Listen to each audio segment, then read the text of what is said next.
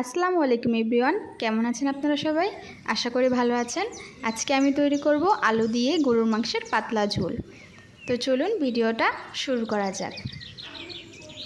এখানে আমি দেড় কেজি গরুর মাংস নিয়েছি আর আলুগুলো কেটে নিয়েছি বড় সাইজ করে।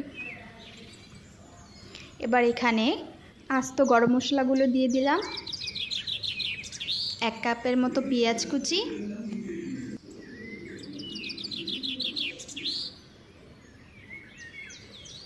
আদা রসুন বাটা,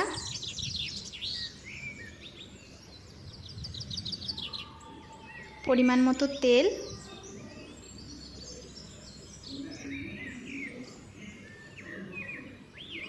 মরিচের গুঁড়ো,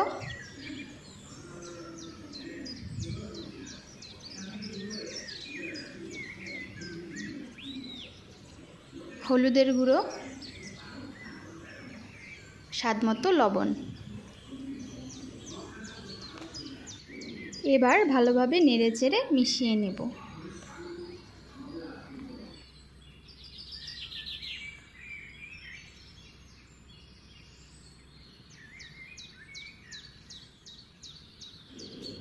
এবার রাঁধুনি গরুর মাংসের মশলা দিয়ে দিলাম।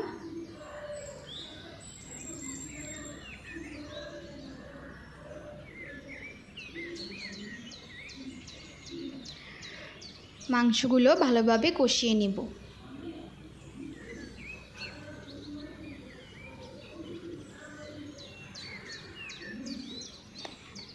এই তো আমার মাংসগুলো ভালোভাবে কষানো হয়ে গেছে, মাংস থেকে তেল ছেড়ে দিয়েছে।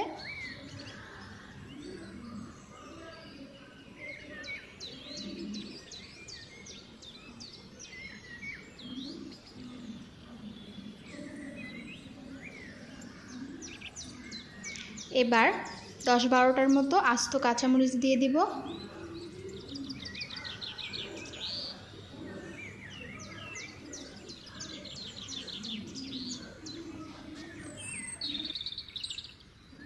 আমি পাতলা ঝোল চাচ্ছি, তাই বেশি করে পানি দিয়ে দিলাম আমার পরিমাণ মতো।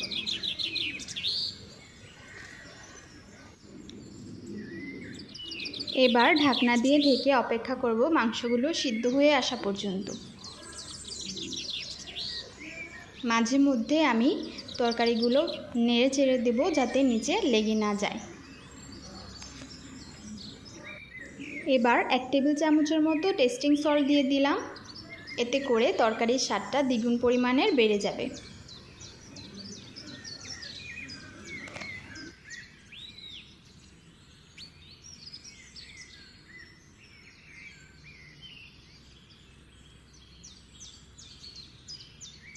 এই তো তৈরি হয়ে গেল খুবই সাধারণভাবে আলু দিয়ে গরুর মাংসের পাতলা ঝোল। এই তরকারিটা কিন্তু গরম গরম ভাতের সাথে একদম জমে যাবে। আশা করি আপনাদের ভিডিওটা ভালো লেগেছে। ভালো লেগে থাকলে অবশ্যই একটা লাইক করে দিবেন।